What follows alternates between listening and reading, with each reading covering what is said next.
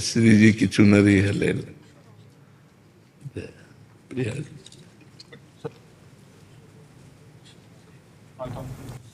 राधे राधे महाराज। राधे राधे राधे। महाराज जी, छोटा सा गोपाष्टमी उत्सव है अभी 29 तारीख का, कल का। एक अपना ब्रज में गौ माता का अस्पताल है। बहुत सुंदर, बहुत सुंदर। आपका आशीर्वाद। हाँ, बहुत सुंदर। नहीं, हॉस्पिटल है हमारे जी, जहाँ जो गौ माताओं का उपचार वगैरह। बहुत उत्तम बात है। धन की सो धन धन्य प्रथम गति जाकी।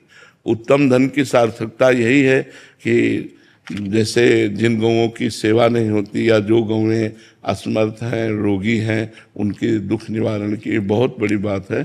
खूब भाव से चलो, भगवान का यश गाओ और स्वयं नाम जप करो और धर्म से चलो। जीवन का यही लाभ है।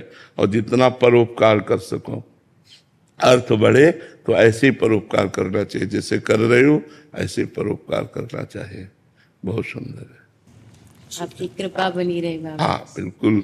भगवान की जिस पर कृपा होती है ना, तो सब कृपा उन्हीं की कृपा से। जा पर कृपा राम की होई, ता पर कृपा करे। तो खूब नाम जप करो, भगवत पार्षद हो, अपने स्वरूप का चिंतन करो और परमार्थ करो। जितना आवे अपने पे कम खर्चा करके परमार्थ पे खर्चा करो। जीवन का लाभ।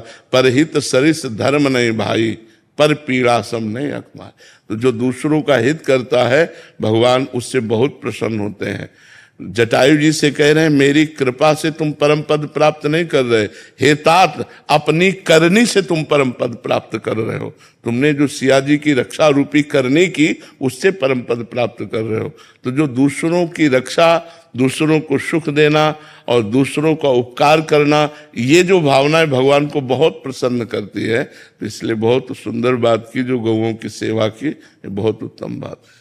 बाबा, कभी कभी एक भाव आता है कि ब्रज में जन्म दिया है, हमारा खाम्बी ब्रज में आता है गाँव। ये ठाकुर जी की सेवा है नाम जप की, लेकिन ब्रज में जन्म लेने के बाद भी ऐसी सेवा दी है कि ब्रजवास नहीं होता। हाँ, देखो, अगर हम ब्रजेंद्र नंदन के आश्रित हैं और ब्रज किशोरी के चरणों का चिंतन करते हैं और हमें ये सेवा मिले कि हम जा जा करके समाज के सोए हुए लोगों को जगाकर नाम रूप लीला धाम में लगाए, तो हमें इस बात की पश्चाताप नहीं होना चाहिए कि हमें धाम वास नहीं मिल रहा, ब्रज 84 कोष में वास नहीं मिल रहा।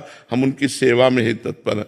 बहुत से हमारे सिद्ध महापुरुष बाहर जा जा करके लोगों को जागृत किया है। अगर संत, वैष्णव, भागवत प्रवक्ता, रासाचारी ये ना जाए ना, तो कोई वृंदावन को और प्रभु की तरफ हाँ जाने ही ना। बहुत से सोए हुए लोग हैं जिनको घसीट करके भागवताचार्य वृंदावन लाए, जिनको घसीट कर रासाचार्य वृंदावन लाए। रास आदि के द्वारा हम ही जो आए हैं ना, तो रास के द्वारा ही तो आए। अगर रास न देखी होती तो हमारे अंदर लोलुपता ही न बढ़ती प्रिया प्रीतम की। जो आसक्ति बढ़ी वो रास से ही बढ़ी।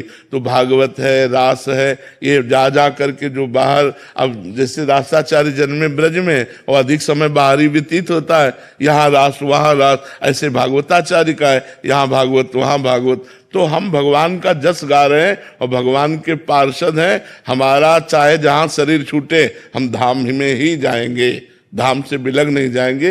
ये दृढ़ विश्वास होना चाहिए। हम धामवासी नहीं हो पाए, लेकिन धाम उपासी तो हैं।